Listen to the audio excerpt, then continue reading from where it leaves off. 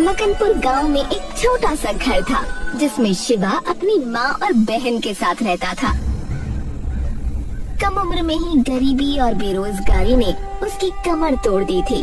अब तो वक्त ऐसा आ गया था कि खाने के लाले पड़ गए थे। ये लकड़ियाँ भी गीली हैं, जलने में नहीं आ रही, क्या करूं? हटो माँ, मैं कोशिश करती हूँ। लकड़ियाँ सुलग रही है, तो बस फूंकने से धीरे धीरे फूंक दे, शायद जल जाए। तब तक मैं देखूं आटा है कि नहीं। कुछ नाश्ता बन जाए तो शिवा काम ढूंढने निकलेगा। ममता आटा देखने उठी।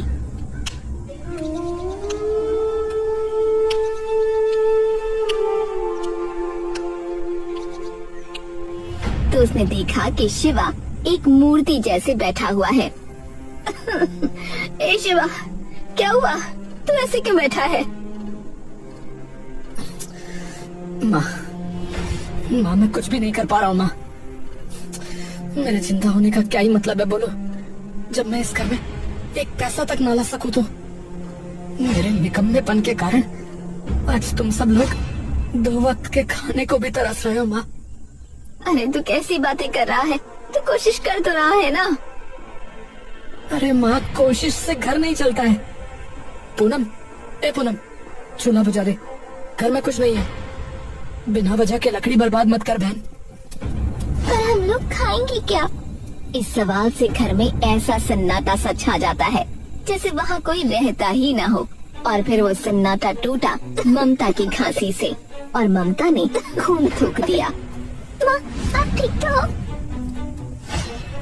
हे भगवान, माँ आप ठीक तो हो ना? मैं भी कैसा भागा बेटा हूँ, अपनी माँ का इलाज तक नहीं करवा सकता। बहुत बुरा बेटा हूँ मैं, बहुत बुरा। अरे मैं ठीक हूँ, बस ये तो यूं ही हो जाता है कभी कभी। शिवा अपने आप में ही घुट रहा था, उससे बर्दाश्त नहीं हुआ और वो बाहर निकल गया।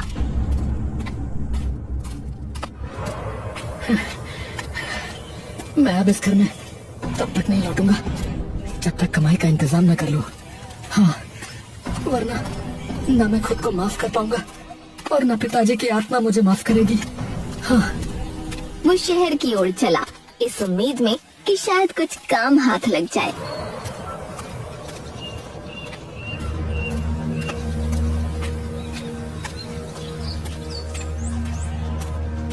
पर शहर तो जैसे किसी और ही धुन में चलता है।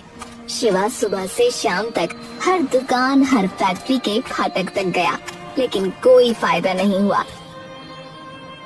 कर्मचारी पूरे हैं, फिर कभी आना भाई। आधी मजदूरी मिलेगी, करना चाहो तो कर लो। अरे साहब, आधी मजदूरी में घर कैसे चलेगा बताइए? अरे तेरा घर चलेगा ना चले, हमें क्या है? काम करना है तो करो, वरना आगे बढ़ो भैया।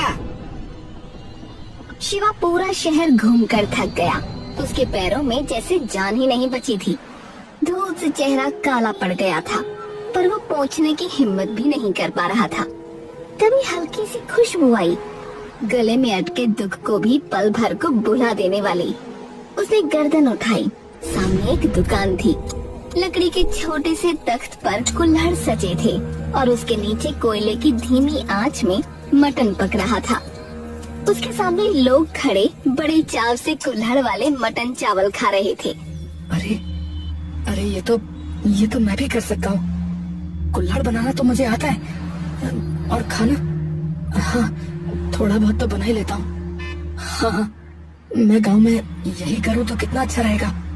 गांव में तो कुल्हड़ वाले कड़ी चावल कोई बेचता भी नहीं है। और रही बात मांसाहारी की, तो हमारे गांव में तो कोई खाता नहीं है। तो हाँ, यही सही रहेगा, कड़ी चावल ही सही रहेगा।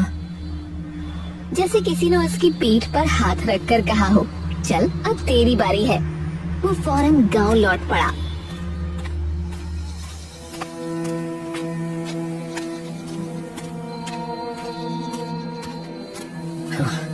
अगर ये काम चल गया ना तो शायद माँ का इलाज करा पाऊंगा, और फिर पूनम की शादी भी करा पाऊंगा। और क्या पता किसी दिन ये घर फिर से घर जैसा बन जाए।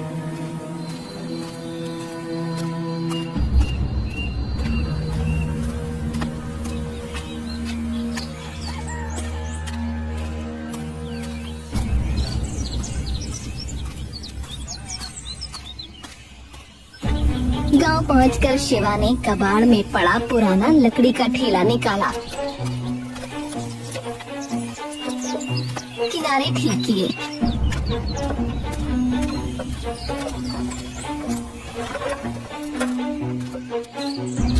कुल्हड़ बनाना तो उसके खून में था। तालाब किनारे जाकर उसने मिट्टी उठाई। वहाँ उसे ऐसा लगा जैसे उसे कोई देख रहा है, पर उसने ध्यान नहीं दिया।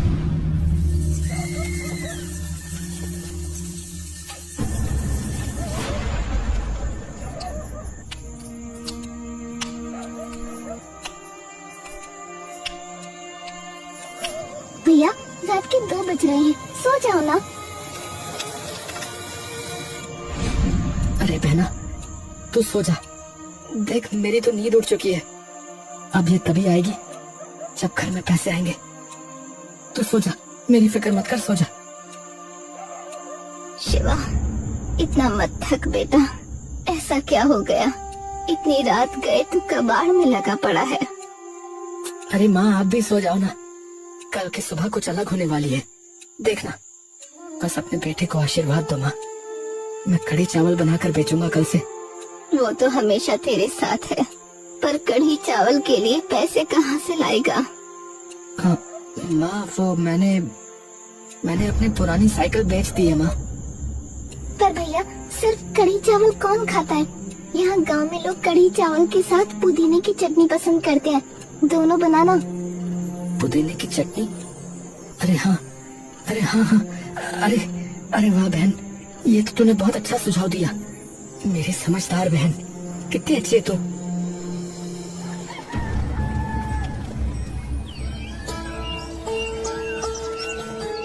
शिवा पूरे जज्बे के साथ पहले दिन ठेला लेकर गांव के चौपाल में जा खड़ा हुआ।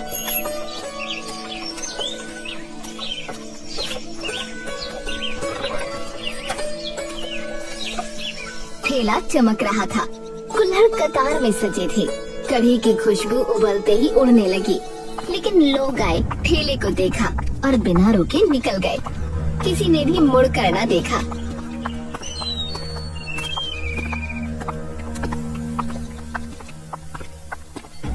अरे कोई आ क्यों नहीं रहा है? बहुत देर हो गई। शायद मेरे कढ़ी चावल में वो बात नहीं है। तभी 2 लड़के आए।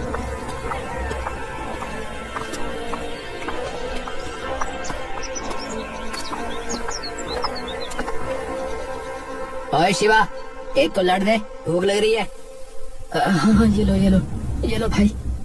शिवा ने कुल्हड़ लिया और उसमें पहले चावल डाले और ऊपर से कढ़ी, साथ में फ्लेवर के लिए पुदीने की चटनी।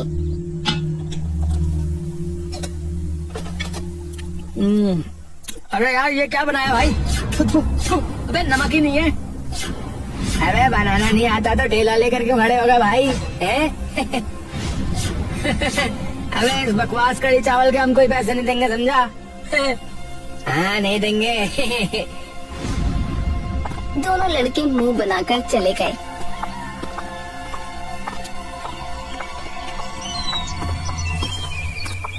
पर शिवा हारने वालों में से नहीं था।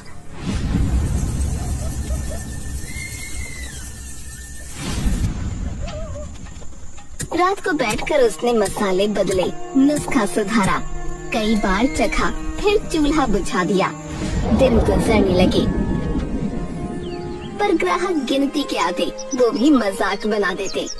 अरे एक बात कहूँ, कढ़ी चावल से ज्यादा स्वादिष्ट तो ये कुल्हड़ लग रहा है मुझे तुम्हारा। काम कर भाई, तू कुल्हड़ी रख ले और खाना फेंक दे, कैसा रहेगा है? शिवा हंस देता, पर अंदर से रोता रहता। पैसे आ रहे थे, पर लागत से कम, कोई फायदा नहीं हो रहा था।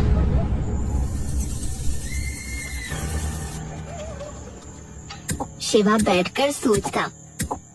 लगता है मैं गलत रास्ते पर हूँ। शायद भगवान ने मेरे लिए कुछ लिखा ही नहीं है। मेहनत कभी व्यर्थ नहीं जाती बेटा, बस हिम्मत मत छोड़। हाँ भैया, मैं भी आपके साथ हूँ, आप हिम्मत रखो।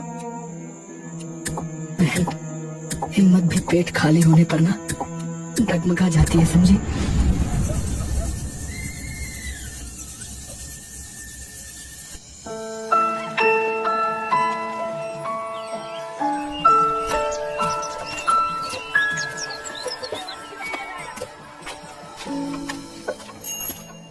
शिवा के इन्हीं बुरे दिनों में एक दिन गांव का जमींदार धर्मपाल हंसता हुआ आया, जैसे कोई खुशखबरी लाया हो।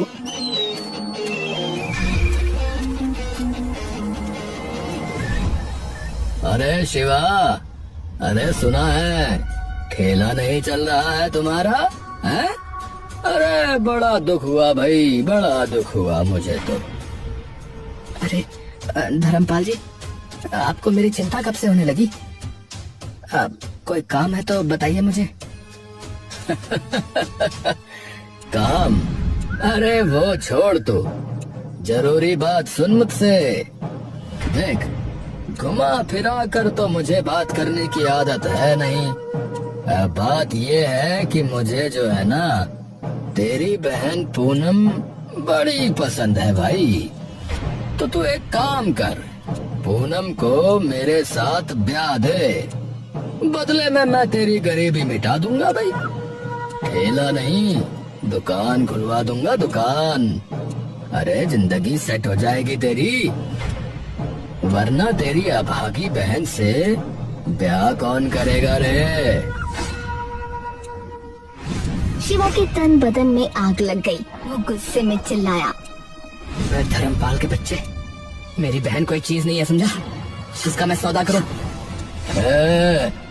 सोच ले लड़के, नहीं माना तो गरीबी तेरे घर को खा जाएगी, समझा? निकल निकल यहाँ से। अगली बार यहाँ कदम रखा तो अच्छा नहीं होगा, समझा? तू मुझे धक्का देगा, मुझे धक्का देगा है? मैं तेरी बहन। धर्मपाल आगे कुछ बोलता उससे पहले ही शिवा ने उसे मारना शुरू कर दिया, और बहुत मारा। भैया छोड़ दो इसे, मत मारो, छोड़ दो शिवा, मत मारो इसे।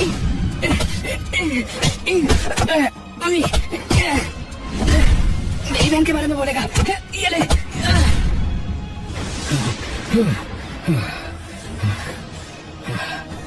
अब देखता हूँ कैसे जीता है तू।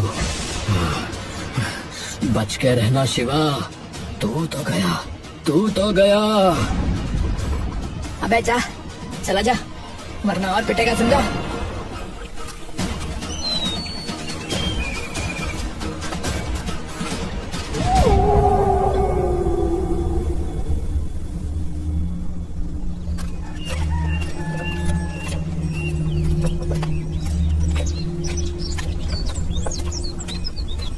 अगले ही सुबह गांव का माहौल कुछ बदला बदला था। हवा में वही लोग थे, पर चेहरों पर नई खामोशी। अरे आओ आओ, कुल्हड़ वाले कढ़ी चावल खाओ। अरे भाई आओ, अरे दादा, अरे आओ, अरे अरे भैया आओ आओ। अरे भाई दूर रहो शिवा के ठेले से। धर्मपाल ने मना किया है। हाँ भैया, मैंने भी सुना। वो कह रहा था कि जिसने भी खरीदा ना इसके ठेले से, उसकी जमीन नीलाम करवा देगा भैया। ए भैया, तुमने सुना कि नहीं सुना भैया? शिवा ठेले के पास अकेला खड़ा लोगों की सारी बातें सुन रहा था। उसे अपने किए पर पछतावा नहीं था, लेकिन ठेले पर सन्नाटा उसे खल रहा था। ये धर्मपाल बिल्कुल सही नहीं कर रहा है। और ये लोग इतना डरते क्यों हैं उससे? वो भगवान है क्या? चाचा मुझे कढ़ी चावल दे दो। हाँ हाँ बेटा आओ। अरे चल यहाँ से, घर नीलाम करवाएगा क्या? चल।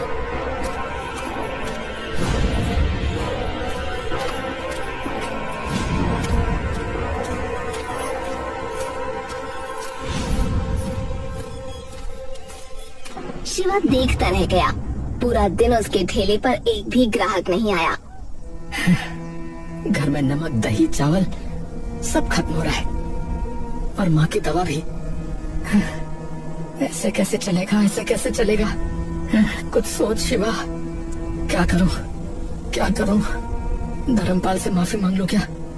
नहीं, मैं ऐसा नहीं कर सकता। मेरी आत्मा गवाही नहीं दे रही है, मैं ऐसा नहीं कर सकता। उस दिन वो कढ़ी चावल लेकर ही घर आ गया।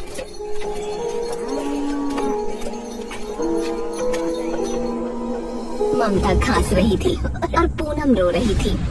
भैया मैं बाहर नहीं जाऊंगी, लोग अजीब बातें बोलते हैं। क्या हुआ? क्यों?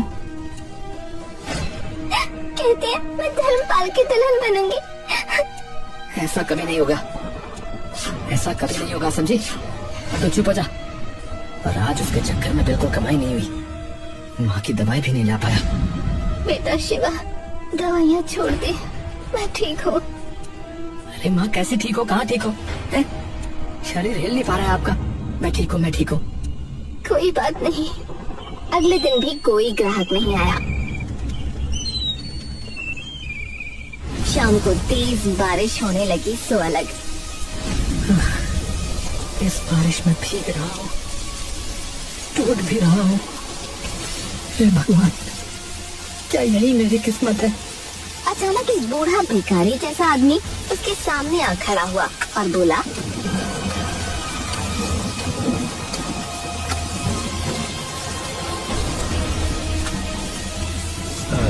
बेटा, बेटा कुछ खाने को मिलेगा? भूखे का पेट भर जाएगा तो तुम्हारा भला होगा बेटा। बाबा आइए आइए। हाँ हाँ जरूर लीजिए बाबा, मेरे यहाँ पर बस ये कढ़ी चावल बनता है, आप इसे खाइए।